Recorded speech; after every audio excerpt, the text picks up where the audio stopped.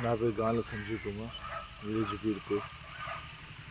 మొన్న శనివారం రోజున మా అత్తగారింటి కాడ విగ్రహ ప్రతిష్టాపన ఉందంటే, ఆడపడుచులు ఉండాలంటే మా మిస్సెస్ మా ఫ్యామిలీ తీసుకొని వెళ్ళడం జరిగింది.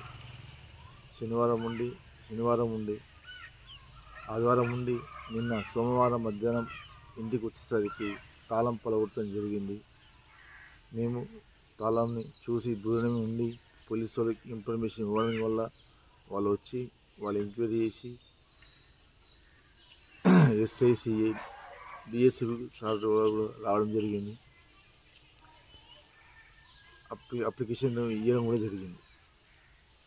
ఇంట్లో ఉన్న 2 తులాల బంగారం, నాకు 2 లక్షల చిల్లర, 4 తులాల బంగారం, పిల్లల బంగారంతో నా బంగారం 4 తులాల చిల్లర బంగారం, 2 లక్షలు బీరువాలో ఉండే, మిగతా డబ్బులు పెట్టెలో ఉండే కొన్ని డబ్బులు, పిల్లల డబ్బులు కూడా మిస్ అయినాయి. 2 పాపలను మిస్సెస్ కలిపి కాళ్ళ పట్టీలు సుమారుగా 13-14 తులాల సిల్వర్ కూడా పోవడం జరిగింది.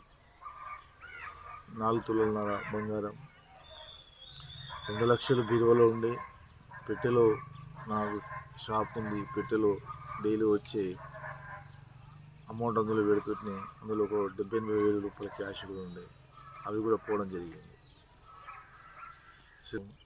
ఇంట్లోకి రాగానే గేటు తీసి చూడగానే ఆ తాళం పగలగొట్టి డోరీ ముందర వేయడం జరిగింది. నాకు అనుమానం రాగానే అప్పుడే నేను 100కి డైల్ చేయడం జరిగింది.